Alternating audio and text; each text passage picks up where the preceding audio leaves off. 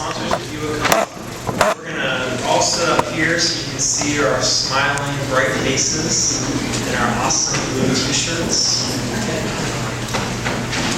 So we, a couple weeks ago, spent a week together on Staten Island. And we're going to have time to share about all of our experiences.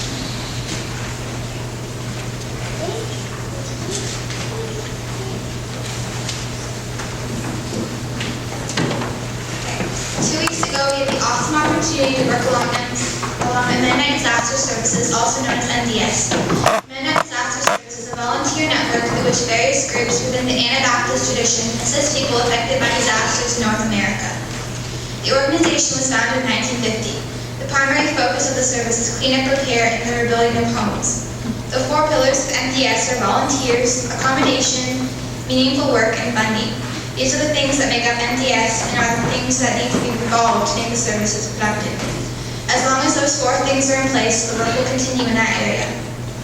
The MDS base in Staten Island, New York, where we had the opportunity to serve, works closely with the Stephen Siller organization, also known as Tunnel to Towers organization, that was set up to commemorate the life of a local firefighter who died during 9/11. In turn, the Stephen Siller organization works with the World Care Center. We were able to work with the World Care Center as they supplied many of the building materials we needed on different job sites. World Care is a nonprofit organization that empowers people to effectively respond to disasters in their areas through training and supplies. The devastation of Hurricane Sandy on Staten Island affected hundreds of people. To have MDS work on your home in the response to a disaster, you have to apply and meet certain criteria. Over 500 homes requested MDS's help in rebuilding, but obviously MDS can't help everyone. While it's hard to turn down applications, they have to focus on the people that need their help the most. While in Staten Island, we weren't the only group working with MDS. The leaders were from California, and the cooks were from Illinois, and the other 8 were from Canada. It was fun getting to know them all during the week, and I think I speak for everyone when I say that we love the Canadian accents. We gleaned some knowledge from them and learned some new things and made new treasured memories that we will never forget.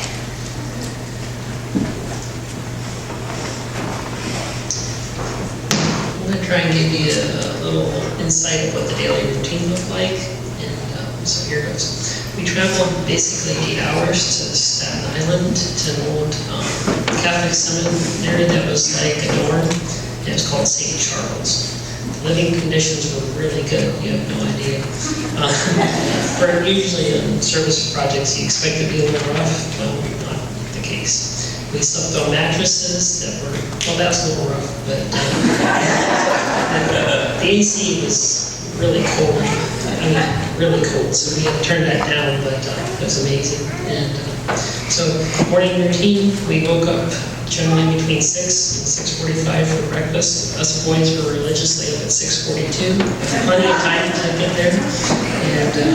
And then we had to make our lunches before breakfast, which was basically lunch meat, granola bars, and some other stuff that was not really identifiable and could really identify except for Ranger. Still not sure what that was. But anyways, we did that, and then we had breakfast at 7, which was amazing.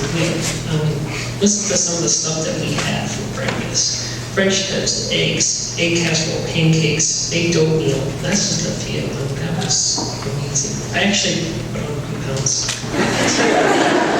I'll get that back. Anyhow, then we had morning devotions with the big group. It was from 7:30 to 8, and then from 8 o'clock to 4, we would load the trucks first, and then go to work sites from 8 to 4. Come back, unload the trucks, and take showers and get ready for supper, which again was unbelievable. And that was at 6. We would report with the big group from 7 to 7:30, and then we had free time from 7:30 to 9. And then we had devotions and debrief from 9 o'clock to usually 9:30 because they wanted it quiet at 9. So we tried to be careful about the noise, which we didn't do either. So Justin always asks 3 questions in the day. Where the 3 things we were looking for was what were the highs and lows, and where did we see Jesus?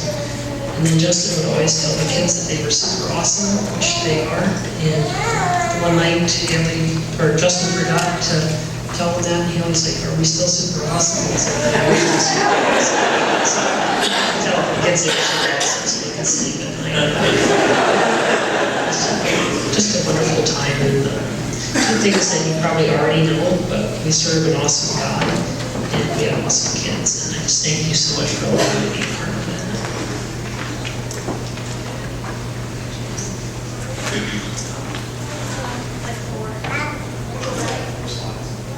We kind of went out of order. Back. Keep going back. Back. Back. Okay. There we go. Well, we worked with World Care Center 2 days out of the week, Monday and Friday. On Monday, we had both days we kind of had sessions about disasters. So what happens if you have a disaster? Where do you go? Who are the people that can help you, and how can you help others? We prepared a meal for Amon's Tent, which was a place where people would go and get meals, and we'll talk about it later a little bit.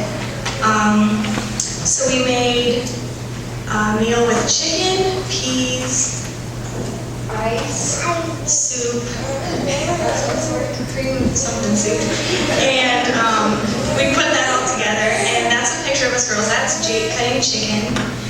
It was a lot of fun. We kind of had a scare. We thought it wasn't going to turn out, but it did. And then you can go to the next one.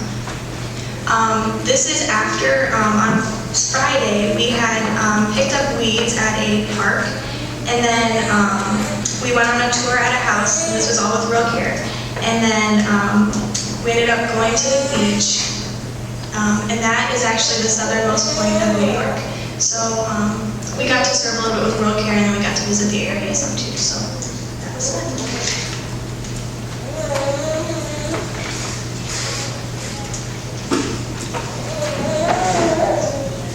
On Monday, we were able to hear homeowner stories about the experiences they went through during and after Superstorm Sandy. First, Amon told us his story, and that's where we took the food that we made. Amon's house was washed away by the storm, and he swam to a neighbor's house to safety. During the flood, he also swam to rescue other neighbors, and he told us that he realized after that he didn't know how to swim.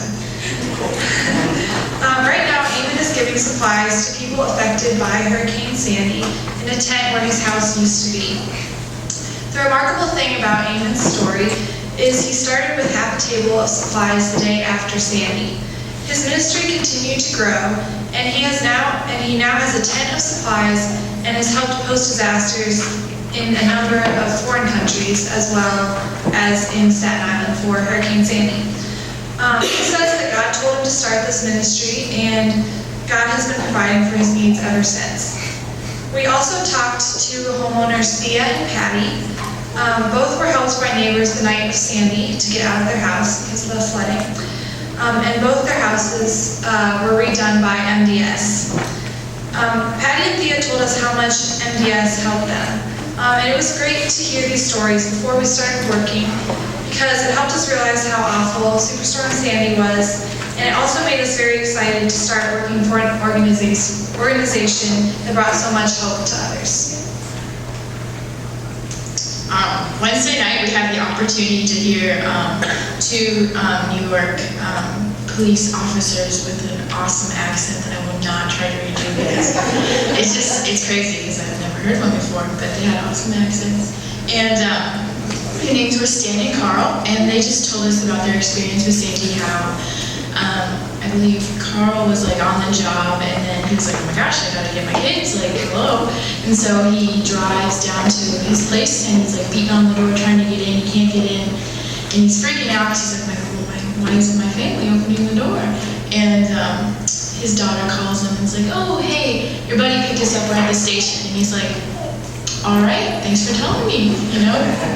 And he just told us about how as he was driving back to the station, how like the water just kept going, and like it like came up so crazy fast, like you wouldn't even imagine, and how like basically he kind of floated for a while, which is pretty crazy to me thinking about that.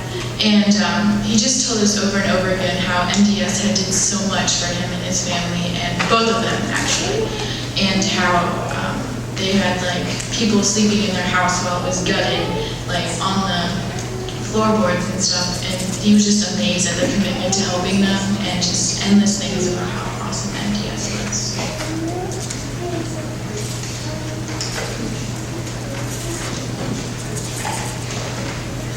We're gonna have to go back again.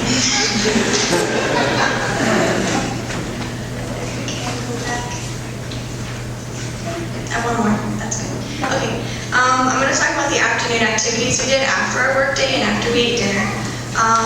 This day, I think it was Tuesday or Wednesday night, Tuesday night, I think, or something like that. We went to the beach and we got there at like 7:30 and we ended up getting kicked off at like 8 because the beach closed 8. We had no idea. So this guy pulled up on his four-wheeler and kicked us off. But we still got to see it and it was really fun. So that's us on the jetty or getty, I don't know how it's pronounced, but we got kicked off it, whatever it was. Right, and then the next one. This is us playing volleyball. This was Friday night. We played for a really long time. It was a lot of fun. We got to play with probably one of our favorite people from Canada, Kevin. We got to play with him. And then I don't have a picture of this, but on Thursday and Friday night, we went to the 7-Eleven in Staten Island, and we got Slurpees, and some people got yogurt, and we just really like the 7-Eleven for snacks. On Tuesday, Anna and I started off at the house doing scratches off the siding. MTS had been working in the house next to it doing roofing and had gotten okay to the shingles in the neighbor's yard. When you think of the yard, you think of a few feet of grass between the houses, running out between the houses. What there actually was maybe 4 feet of cement with patches of mud and a fence running down the middle. That was how much space was between those two houses, and most of the houses not close that time. So when workers threw down the whole shingles, they fell against the other house and scratched at the siding. So Anna and I got the fun task of cleaning it all off. The new thing we learned was that WD-40 works miracles. It took some time, but we were able to finish it. Things went extra fast when Justin joined us about halfway through. Like Sarah said, on Tuesday, Sarah and I were scheduled to go with Martin, who was the project director. We loaded up into his truck and headed out to go to our job site. On the way, we made a slight detour to get lumber for the boys who were demolishing a basement. After all the lumber was loaded, we drove to where we would be working. And Sarah said about the house. And who knew that WD-40 could take off shingle marks? When we were about 3/4 of the way through, Justin joined us. And after we had finished, we called Martin to come and take us to our next job site. We realized that the home where the other groups were working was only a few blocks away, so we decided to walk there instead. When we arrived at Patricia's house to find almost all of the other groups, most of us walked down the street a little to Deanna's house where we ate lunch. After lunch, Justin, Sarah, and I stayed at Deanna's to prime while the rest went back to Patricia's house to finish there. Sarah and I made the goal of trying to finish all the priming, which excluded the bathroom and then the bedrooms that had already been done. By the time it was time to pack up, we had almost finished priming. We still had to prime on top of the laundry cabinet. When we got back to the seminary, we needed to clean all the supplies from it. So the house that Anna and I mainly worked on was a small 3-room with bathroom house that belonged to a lady named Deanna. And I'm going to tell you kind of a little bit about Deanna. After Hurricane Sandy, Deanna's house was destroyed, so she had to move up to Manhattan so she had a place to live. But she babysits her grandson, stay with her Benny, a 4-year-old and a 2-year-old, so she has to make a commute down to Staten Island almost every day. And that takes like about 40 minutes. One of the ladies we were working with, Sandra, told us that she had been working on Deanna's house the last year when she was home to help MTS in Staten Island. And a year later, the house had barely been touched. So we got the honor of bringing the house closer to the siren. Wednesday, we headed back to Deanna's, and right away, we finished the priming. Next, it was time to set a new goal, which was to finish painting the 2 coats of ceiling paint and get as much done of the walls in the living room and kitchen as possible. We enjoyed maneuvering and using the scaffolding, but did not really enjoy trying to avoid getting the paint in our hair. As we were almost done painting the first coat on the ceiling, we met Deanna and her grandson David. Then, as we completed the first coat, we were joined by Rachel, Haley, and Sandra to eat lunch. Towards the end of lunch, Stephen and Eva joined us. Following lunch, Haley and Rachel started on the second coat of the ceiling, as the rest of us started on the first coat of the actual paint in the living room and kitchen. Close to the time that it was time to pack up again, Deanna stopped it. Then it was time to head back to the seminary. We then cleaned out all the brushes, rollers, and trays for the day. Then on Thursday, all of the same people, plus Ashley, headed back to Deanna's. Sarah and I made the goal to try and get the whole house, excluding the bathroom, where we had moved everything to store stuff, painted with second coats. The first coat in the living room and kitchen was almost finished, so that was the first thing on the list to accomplish. As most finished that coat and started on the second where it was dry, Sarah and I started working on the first coat in the bedrooms.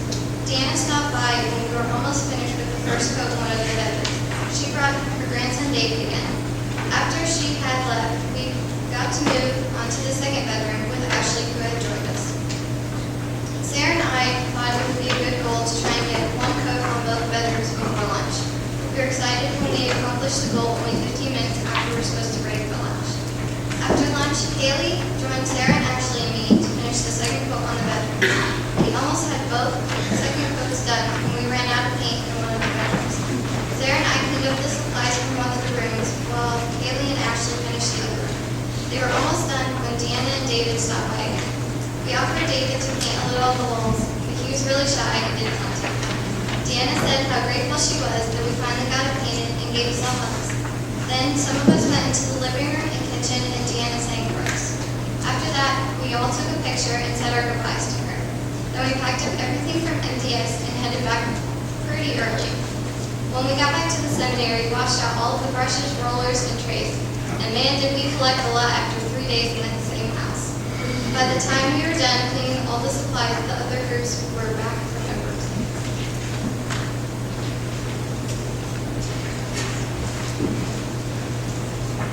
Okay, I'm going back to Tuesday now for us.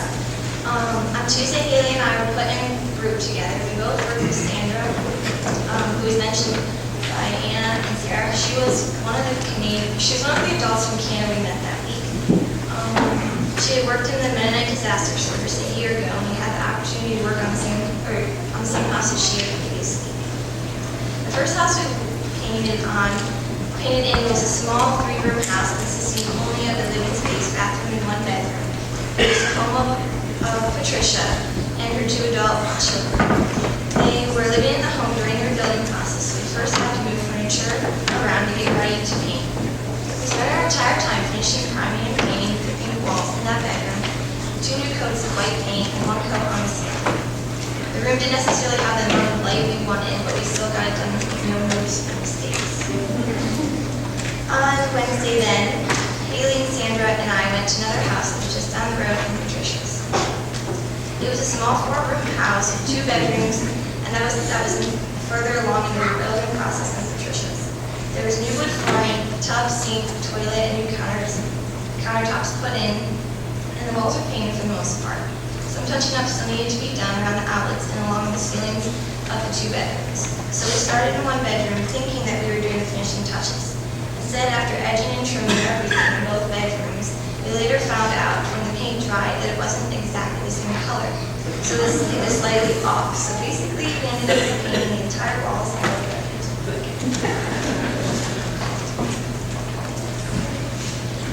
Later on Wednesday, we went back to Deanna's where Sarah and Anna had been working. And we got to do the second coat of the ceiling. It was a high vaulted ceiling. It was really fun. It was like the highlight of our day. We got to be on the scaffolding and Steve pushed us around on it. He was really patient. And then on Thursday, this is pictures of what I did on Thursday. I started out at Deanna's and we painted a little bit, and then Martin, who was a project director, came to our house and he said, well, you guys have a lot of people, you're almost done, so who wants to go learn to drywall? So me and Ashley were like, sure, we'll learn how to drywall. So we went and left with Martin, and we got there, and they didn't really need that much help drywalling. So I kind of got moved into the backyard to go pull weeds, which I was really disappointed about. And when I heard that I could pull weeds, I actually went back to my leader, and I was like, do you realize the entire yard is weeds? It's not just me, the entire yard is weeds. He's like, yeah. And so he trash, and it was really sad because it's like a year and a half or so after Sandy, or at least a year, and their yard is so full of trash. It was so full of trash, and it wasn't even really their trash. It was pool equipment, just stuff that had kind of went into their yard. So I filled up a trash can and a trash bag full of trash, and that took me probably 45 minutes. And then after that, I started pulling weeds. Ashley and Thomas started helping me, so we started.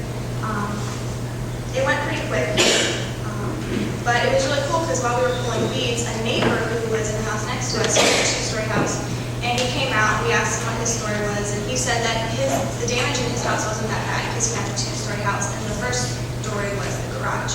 So where his living space wasn't damaged, but it was really cool because he was so appreciative, even though he had no idea who we were. He just saw that we were helping, he offered us water, and it was really cool to see how appreciative the people were that we were there and helping them. So we got the weeds done, and even though it was the job that I was least excited for, it ended up being the most rewarding because we actually got the entire backyard. All the weeds were pulled up, and we had a stack of weeds probably like this high. So it was probably the most rewarding experience I've had. Okay. My first and second day working for MDS, I learned how to plaster patch drywall. And the man who was teaching me was an expert, Leonard. He was from Canada, and he was right-handed, and it's like, okay, that looks easy. Well, I'm left-handed, so it wasn't so easy, but I did the best that I could, and I was doing pretty good by the time that I left that day. As I said, I worked with Leonard, who was from Canada, and also Wanda, another adult woman from Canada, and Eric from California. Wanda was kind of teasing me about my USA accent. I thought, what's that? But that was funny. So the first 2 days we did that, we did the drywalling, and I enjoyed it. I didn't get to meet the homeowner there because they were at work. And then this third day, Wanda and I and the two guys went to another house. They worked on doors, the guys did, and Wanda and I worked on priming walls. So we finished up there all that we could do. She had really high ceilings, so we could only get so far. But then after that, we went to a house, and we went our separate ways. She went to one house, I went to another, and we did painting. And so I was more comfortable doing the painting. And I just have to say, if you ever have the chance to volunteer for MDS, do it. It was a wonderful experience for me.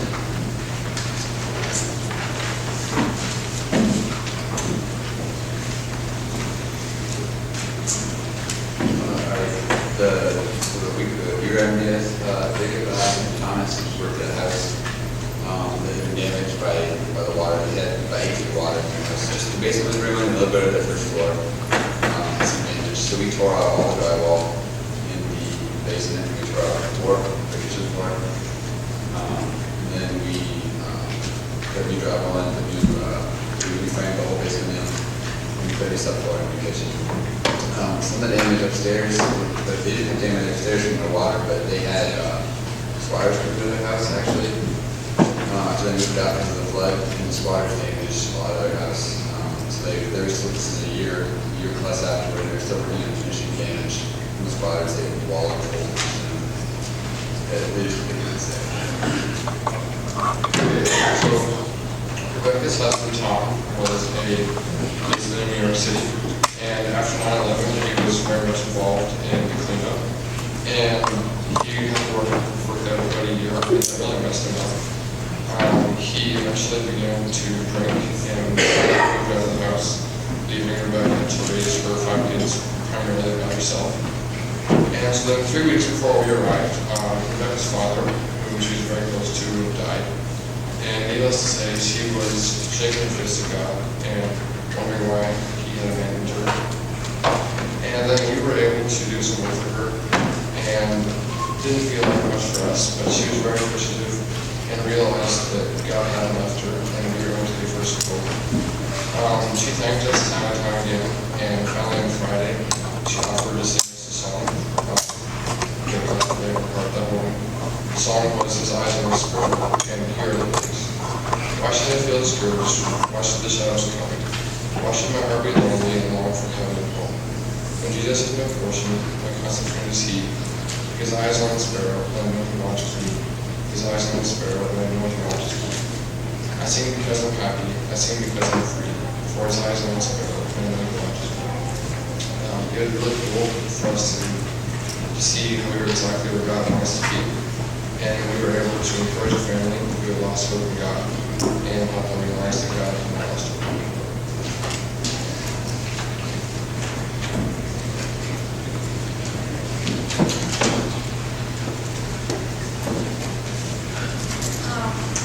Ashley, Ron, Barb, Rich, who was our friend from Canada, and I worked on a duplex owned by Jerry and Keitha. The first floor of the duplex had to be completely redone because of the flooding from Sandy. So on Tuesday, Wednesday, and Thursday, Barb, Ashley, and I painted the ceilings and the walls of 3 rooms. There were basically 3 rooms in the house, the bottom of the house. And we actually completed painting all of that by Thursday. We had some difficulties at first with the ceiling and the trimming, but we got a good system going. And we got a lot of work done, but we also had a lot of fun painting, and would often have paint handprints on our shirts or wear painted leg by the end of the day. And Ron and Rich worked on door jams and some other things I'm not exactly sure of, so one might want to explain that later. Rich was this man from Canada, quiet, nobody talked about him, but he didn't really talk to us. And we were just kind of like, oh, maybe he doesn't like us, you know, but we were really loud, so I'm really hoping not like the nicest But we got to know each other a little more, and at the end of the week, he did tell us he would miss us, every day for lunch we went, and we were like a block off from like the beach. So we went down and we eat at this park, and we got to just kind of see how, like, even though a lot of damage had come in that area, that it was repurposed and rebuilt into this awesome park, which we got to play on. Ron and Ron didn't really like it that much.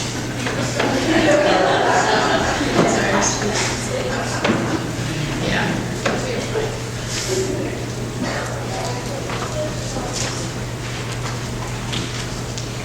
Rich loved the guys. He really did. We had a good time together. No, I did a lot of, we put in probably about 5 doors during the week. Worked on the kitchen cabinets and worked on the sink, put the sink in. And just basically put their kitchen back together. A year and a half, they were still, the kitchen was in one, the refrigerator was in one room, no flooring, nothing yet. They had to live like this for a year and a half, so they were very appreciative of what we were doing. We were, with MDS, quite a chance to really be a witness to other people too. I had a neighbor come up and ask who we were, what we were doing, why we were doing it. So I got to explain that to him too. It was kind of neat.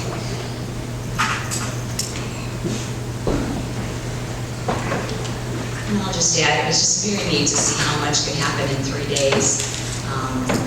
I was just very excited about how the house looked by the time we were done, because we had completely repainted the first floor, and we had a new kitchen, and the guys did all the new door jams, the closet doors, the front door. So it was quite amazing. But the other thing I'd like to add about MDS, before we even left on the trip, all of us were supposed to write on a sheet of paper what our skills were. And some of us had to stand there longer than others to figure out what our skill was before we left.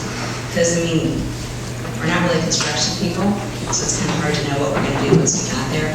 So I was appreciative of the Canadian people. They came with the skills in construction, and so each of those were at those sites. So Rich was just very good at helping each one of us, and was very patient in teaching us what to do. So I think that happened at all the sites too. So even though you don't have a lot of skill, you can still go and definitely make a difference in these people's lives.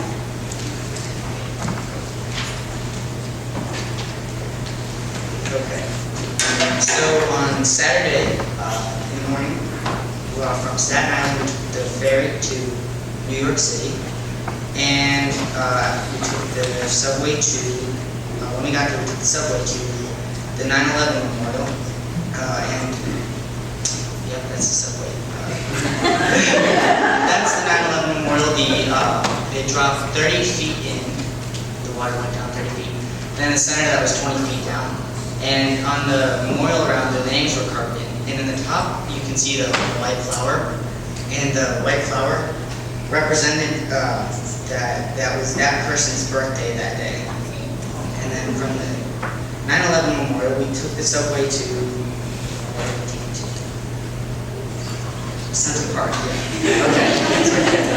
That was pretty cool. We grabbed a quick lunch there, hot dogs, or the hot dog stand or whatever. From Central Park, we went to 5th Avenue, and we stopped at FAO Schwartz, the big toy store, and we stopped at a few stores.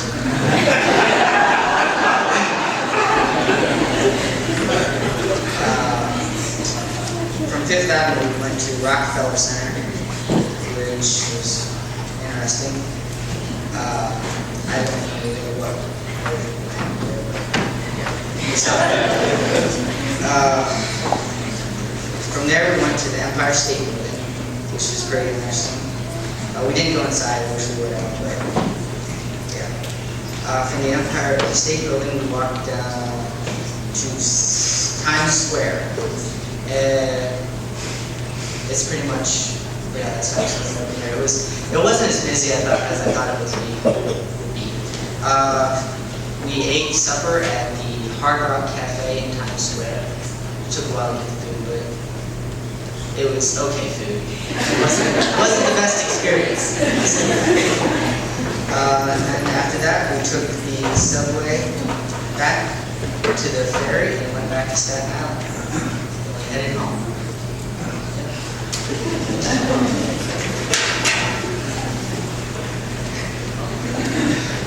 These teams and these sponsors are awesome, and they did a phenomenal job. So thank you guys for letting me have such an awesome experience with you all. They're phenomenal. And I asked them if they would mind sharing how God has changed them through this trip. And I said I wanted each one of them to share. So we're going to go down the line and we're going to share how God has changed them. I have a lot of fears just going, like, not real skilled in a lot of things, especially construction. And so I really was nervous about what I would be able to do there, if I could do things, especially with my neck and everything. So I was really nervous going, like, I didn't really do some. Each day God provided something I could do, and so it just reinforces for me with my trust issues. You can always trust God, even when you are fearful and not sure if things are balancing. You always can trust in God. So I guess it just reinforces my trust. I think I'll be more willing to serve others in the little ways that might seem insignificant to me, but I make a difference in their lives. For me, I was really kind of sad that this was my last mission trip with church. I mean, and I've been on lots of them with my school too, and I was like, oh, this is the last one, you know. And I think God just showed me that MDS is an awesome opportunity, and that I think I would love to do it next year and any time right after. This trip has changed me because it reminded me that even when we get caught up in our own world, there are people who are yearning for help. They don't have the everyday things that we take for granted. And even though they have the minimum to get by, they don't let that dictate their attitudes. And that we need to change our own mindsets and remember how much we are blessed and that we need to share this blessing with others. The trip made me more aware of how much I have and how little things make a big difference. People there were really open and friendly and thankful and happy. A lot of them had nothing in the way of physical possessions, but that really didn't matter to them. They were alive and doing fairly well. Those whose homes we were built or worked on by MTS would come up to us and thank us for the work we did. It was an amazing feeling to be part of something so much bigger that touched so many lives, and it made you want to do everything you could to help make the impact of MTS MDS even stronger. And sometimes we thought the work we did was rather insignificant, but like someone that would tell a story or something or thank us, and yeah, it would make us overjoyed seeing the impact that MDS had. This trip has changed me by it makes me kind of want to help in the future through MDS. People who have experienced natural disasters have seen the impact that we have been to people we help that week. MDS changed me in a lot of ways, but one thing that really shocked me was I'd never really seen an area that had a disaster before. And so even though it's been a year plus after, a lot of people are really struggling. They don't really have anything still. And I didn't really realize that. You see stuff on the news and then it fades away. A news comes up, but those people there are still really struggling. So that really opened my eyes. And then also just kind of how other people have mentioned, we just painted walls and I just pulled weeds, but like God does the rest of the work and He's the one that gives them hope. And so it was really cool to be able to be the hands and feet of God and stand. After this trip, I think I'm more grateful for what I have.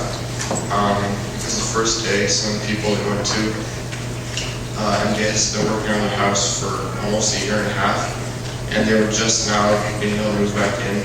But nobody had a bad word to say about MDS and how long it took. They were so grateful that it was actually happening.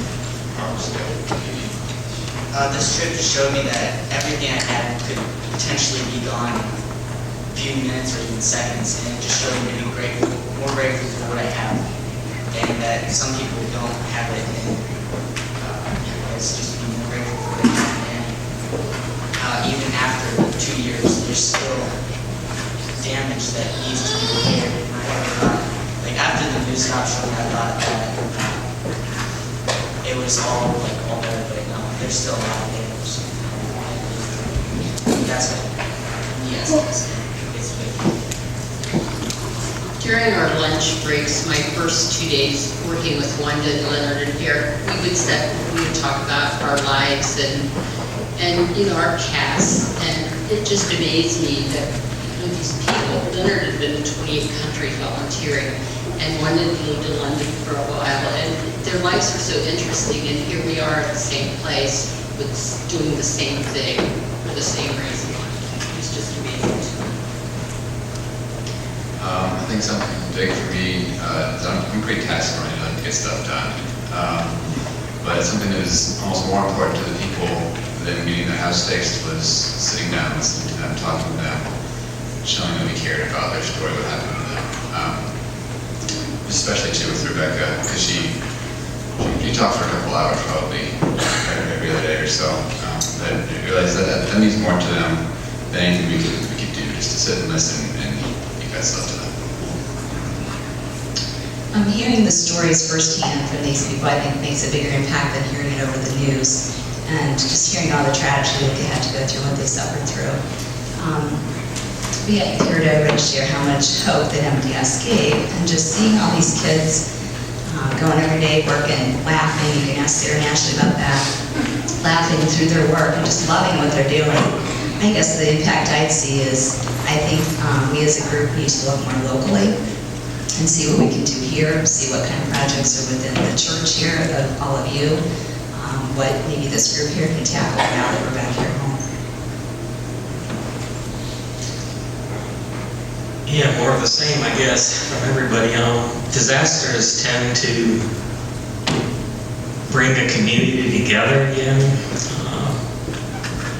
At the moment that they happen, people start to not just think of themselves, but think of others.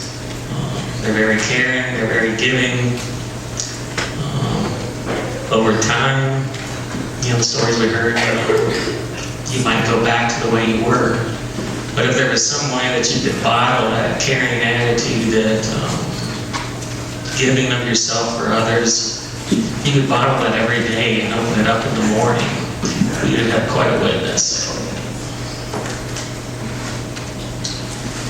I think God helped me to see, along with what Thomas said, that just an awareness that we're 20 months out from Sandy hit on October 29th. And and there's still houses that haven't been touched yet, that haven't been even looked at yet for help, and that the need is still there a year and a half plus out. And just to know that it's not on the news anymore, but there's still a need. And God kind of opened my eyes up to that, just because we don't hear about stuff. There's still a need, still things that we can do, whether it's painting or whether it's whatever. Steve and I were kind of joking, we had to fill out a paper and sort of our levels of competency in certain things. I think ours was the lowest score. So even through that, God can use us and to be able to serve Him. Thank you guys. Let's give them a round of applause.